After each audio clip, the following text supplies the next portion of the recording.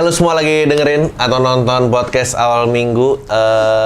Ini mungkin di Januari 2021, jadi selamat tahun baru. Di sebelah gua udah ada Cing Abdel. Oke.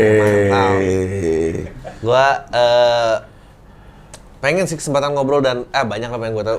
Kita langsung mulai aja. Gua penasaran. Lu tuh kan orang Padang ya? Padang. Padang kan, bapak ibu Padang kan? Padang. Cuma gue lahir di Kampung Betawi, di Oh. Pisangan. Jadi kayaknya kalau secara budaya sosial gue lebih banyak ke Betawi. Betawi, makanya ada Cing. Iya, Cing itu juga dapat dari peran gue di sinetron. Oh. Pernah gue main di Tukang Bubur Naik Haji lumayan lama, 5 tahun. Peran gue namanya Cing Nelan. Akhirnya kepanggilnya Cing terus. Gitu. Lu tuh kan salah satu yang menurut gue mungkin karir berapa? 30 tahun ada? Kalau dihitung dari radio ya, Dia 30 tahun 30 ada ya? tahun ya. Gokil. Itu radio pertama di mana? Radio SK di Jakarta, di Radio Humor lah waktu itu. Jadi gue memang begitu lulus SMA langsung bersentuhan sama dunia komedi. Radio SK itu radio humor yang isinya tuh pelawak-pelawak kayak Bagito, Komeng, Jarwo, Ulfa Dwiyanti dulu, Mat Solar, terus Patrio juga ada di situ. Kayaknya hampir semua pelawak-pelawak. Kalau menurut gue ya dulu ya komedi itu mainnya kalau nggak dari Bandung, Sri Mulat ya dari SK. Oh, jadi Jawa, Sunda, SKT SK, Radio. yang bisa masuk ke TV nasional gitu. Nah di SK itu jadi gue begitu lulus SMA bergaul sama dunia komedi ya ikut arus akhirnya ya terus-terusan jadi di komedi gitu. Dulu tuh anak-anak kayak udah kumpul aja gitu, nggak tahu mau jadi apa, mau apa emang udah ada yang berkarir. Kalau di SK itu cukup profesional gue rasa ya pada saat itu untuk mengelola sebuah komedi gitu. Di SK itu ada dua nih, ada yang penyiar, ada yang pelawak. Pelawak ya isi acara di bagian yang ngelawak. Memang show khusus ngelawak 1 jam ngelawak. Penyiar itu adalah yang kerjaannya nganterin lagu kayak penyiar-penyiar sekarang. Iya. Tapi harus kita selipin 2 atau 3 jokes dalam 1 jam. Jadi memang dibikin itu semuanya ngebodor lah ya gitu. Terus untuk penggemarnya dibikinin lagi nih. Kayak wadahnya fans club gitu namanya SKAK kalau nggak salah deh. Nah di situ ada kegiatan teater, kegiatan lawak, kegiatan dance, kegiatan musik segala macam gitu. Taufik Safala salah satunya yang dari fans club. Ulfa Dwiyanti juga fans club. Ada beberapa nama sutradara-sutradara yang asal dari fans club Radio SK gitu. Dulu lu tahu nggak alasannya kenapa mereka ngambil segmen komedi? Kalau kita lihat budaya radio tahun-tahun segitu ya, diferensiasinya kuat gitu loh. Lo mau ngomong anak muda ya radionya Prambors. Lo ngomong bapak-bapak ya Bahana. Lo Ramako. Terus lo mau lagu zaman-zaman dulu tuh Suara Irama Indah. SK ngambil segmen di radio humor karena memang dulu nggak ada radio yang sama. Betul. Kalau sekarang Semua radio sama. Iya. Makanya udah nggak relevan kalau ada orang mau bilang harusnya bikin radio humor lagi, udah nggak relevan karena semua radio udah berhumor sekarang. Iya. Gitu. Lo mau dengerin pagi-pagi ya hampir sama semua itu. Iya. Cara berhumornya sama, tinggal di segmennya dari umur sekarang. Iya. Udah bukan dari yang macam-macam, umur aja lah gitu. Ya itu antara emang sama atau emang kita udah ketuaan ngeliat kayaknya sama semua. Iya kayaknya. Mungkin ada waktu-waktu kita emang stop mencari yang baru di sini. Betul. Jadi udah sama semua kayaknya udah gitu. Abis itu SMA yang ngajak ke SK siapa?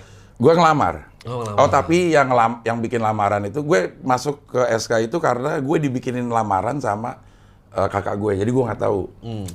Kebetulan dipanggil. Jadi gue bertiga tuh, kakak gue cewek sama 2 sama gue 1. Dua-duanya kepanggil tapi yang kepilih cuma gue sama kakak gue. Yang satu nggak keterima. Jadi memang bukan gue yang pengen di SK gitu. Awalnya jadi apaan dulu? Penyiar. Oh, langsung penyiar. Langsung penyiar. Memang dia sedang cari penyiar gitu. Jadi belajar tuh joke apa gini-gini, Iya. transisi lagu. Iya, karena waktu itu agak lama ya, sekitar 6-8 bulan lah kita training dulu untuk jadi penyiar. Itu pun penyiar di jam yang nggak ada yang denger gitu. Beda sama sekarang nih anak komika emang merusak semua Sekarang mah semua harus lucu, Cing. Iya. Ya Padahal itu. nggak ada yang perlu dilucuin juga nggak apa-apa gitu. Jadi ada komika nih naik gitu, tiba-tiba diajak siaran pagi sama radio. Yang udah siaran 4 tahun. Iya sama. Oh, dedeknya bener. Karena gue merasakan bagaimana susahnya siaran pagi atau sore atau malam gitu. Nungguin di prime time kan? Iya. Bener. Nah, Sepakat si komika datang dengan ujuk-ujuk aja siapa sih ini Iya, anak? nggak ngerti ngomong bener, nggak ngerti lafal. Iya. Ngerti bodoh aja dar gitu emang. Tapi laku anjingnya sih. Emang zaman yang milih orang bukan orang milih zaman. Benar, iya. Komika itu mendobrak semua dah, gue bilang gitu. Stand up comedy ini tiba-tiba ujuk-ujuk jadi sutradara. Iya, jadi penulis. Dari penulis gitu. Jutaan yang nonton kan orangnya. Sialan mau Iya, nyela marah. juga, tapi dia jutaan gitu. Bener. Lo pas mulai karir sendiri, apa yang nyebabin tiba-tiba lo pengen ke depan kamera? Gue masuk ke industri ini 89, tapi gue masuk ke TV itu baru 2006. Betul. 2006. Gue baru ngomongin lo sama Mike Dhani. Dia ngomongin karir apa gini-gini. Tapi ya sabar aja lah, Cing Abdel juga 30 tahun. Katanya dia baru Cing Abdel yang sekarang. Iya betul. Karena gue masuk ke ini berarti gue harus nunggu sekitar 17 tahun gitu. 17 tahun untuk masuk ke TV. Dan murni tuntutan ekonomi. Karena gue dari tahun 94, 95 sampai 2001 itu hidup gue tuh antara ada karir tapi pada saat yang bersamaan gue narkoba. Jadi nggak bisa karir gue tuh nggak bisa naik gitu. Batasannya tuh karena si Putau sialan ini gitu. Gue keluar dari Bagito karena gue cari tempat yang lebih gampang mutau di. Wah gila. Karena di Bagito tuh susah gitu, karena Iya, gue harus anak-anaknya bersih ya? lagi juga gue harus keluar kota setiap saat. Iya, Gue iya. deg-degan juga bawa Putau terus kemana-mana lewat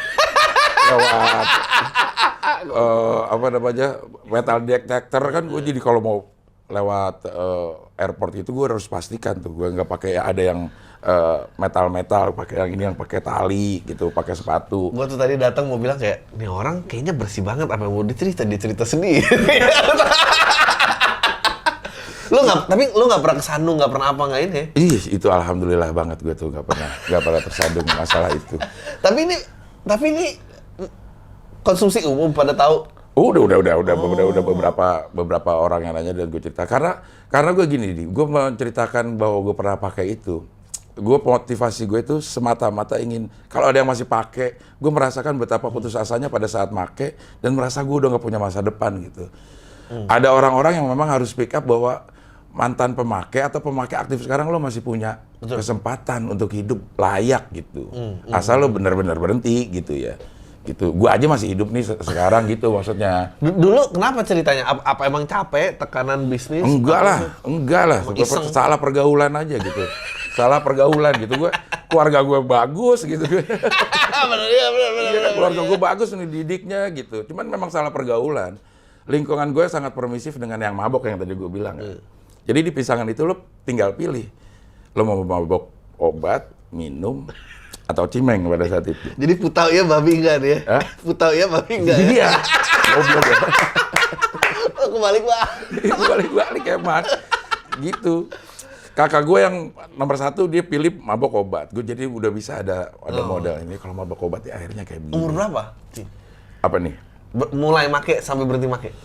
Kalau Putau kan baru masuk ke sini 93, 94 betul. gitu ya. Tapi mulai karir maboknya itu ya di pisangan itu. Ini karir mabok nih.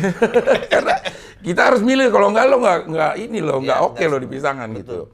Ada yang milih, kakak gue yang nomor 2 milih terjerumus ke minum gitu ya. Terjerumus ke minum, kerjaannya berantem mulu di pasar. Gue nggak pas nih buat gue kayak begini. Ada satu lagi cimeng. Ya selalu jadi gue pilih cimeng saat itu. Orang pemakai Putau itu kayaknya udah pasti awalnya pakai cimeng. Karena dia semodel. Iya. Apa namanya? Iya, narkoba yang semodel itu. Kalau yang kayak sabu, Inex itu istilahnya stimulan. Artinya lo begitu lo pakai itu semuanya naik metabolisme tubuh lo tuh cepet, termasuk katanya jadi kreatif. Awalnya sih emang kayak begitu. Terus kalau si Cimeng itu lebih ke depresan. Iya. Artinya semua metabolisme tubuh lo dislowin. Si Putau ini lebih lagi, dia itu painkiller, Dri. Iya. Jadi makanya disebut penyalahgunaan narkoba karena ada gunanya sebenarnya ini si Putau gitu. Pada saat lo gunakan secara benar, ya itu ada gunanya. Lo lagi ketembak, lo lagi perang, lo masukin morfin, itu gunanya ada. Tapi itu digunakan untuk orang sakit. Nah Putau dipakai di orang sehat, akhirnya sakit lu gitu. Gue tuh inget banget, gue dulu juga tuh, gue baru pindah keluar dari petukangan tuh 98, jadi 84 sampai 98 di situ. Wah itu yang mati. Nggak, yang sebel juga kalau, dan ini cuma PT ya, jadi pada maling. Ya iya dong. Anjing maling banget. Emang PT itu akhirnya kalau Katup gas lah, yang aneh-aneh gitu, Iya. yang maling bangsat. Orang gue lagi nongkrong di BD ada yang bawa rice cooker, masih ada nasinya. Kan diangkut banget itu lagi dipakai. TV dibawa terus pasti pegang belakangnya masih anget. Berarti kan lagi ditonton keluarganya, diangkut aja gitu. Ya dulu kan S-Hardware belum ada ya. Kon jalanan naik mobil, suruh buang kaca, orang satu keluar ngambil surat gitu gila. Apa aja yang penting. Apa aja pokoknya di ini. Dikecilin bilangnya. Jadi gila, paketan gila. kecil segini kan. Bener. Paketannya segini doang padahal tuh anjing sama Ada juga dulu itu tau gua. Cincin kawin orang tuanya diumpetin, digerus, balikin lagi, lama-lama aduh cincin tipis. Emang gokil. Gila men, gila banget, gila. Gue itu di rehab, beberapa kali rehab, dan di setiap rehab gue itu pada akhirnya ditawarkan jadi karyawan. Karena gue sedikit banyak pengetahuan secara ilmiah tentang ini, jadi gue sering diskusi sama orang. Sampai di rehab gue yang terakhir, gue diangkat juga jadi karyawan bagian jemputin pasien yang mau dimasuk ke rehab itu. Ada salah satu pasien yang semua perkakasnya itu dirantai ini satu, sama yang one seaternya dirantai, sama mejanya dirantai. Udah saking takut dibawa sama tuh anak geblek. Gila, emang bener-bener gila itu. Itu orang rumah tuh berarti udah. Aduh, kacau. Emang kalau Putau itu emang udah, karena secara jiwa kita nagih, adiktif gitu, adiksi kita kenceng banget. Secara badan juga nagih gitu, sakit-sakit gitu. Kalau nyimeng, nyabu segala macem, lo sakau memang ini lo aja, jiwa lo yang terganggu. Ya, badan sih lo, tinggal tidur gitu. Iya, betul. Kalau Putau badan juga nagih gitu. Ya. Semuanya sakit. Lebih dari psikis soalnya. Iya, benar sekali gitu. Kalau cerita pada saat lo kerja buat rehab, pasien paling sinting yang pernah lo inget apa? Selain yang dirantai-rantai di rumahnya, kacau banget. Sebenarnya pasiennya mah pada aneh-aneh semua ya. Karyawannya. Lah gue ngejemput itu. Sebelum sampai ke rumahnya gue berdua kan. Gue berdua ke BD dulu, pakau dulu itu. Goblok ya.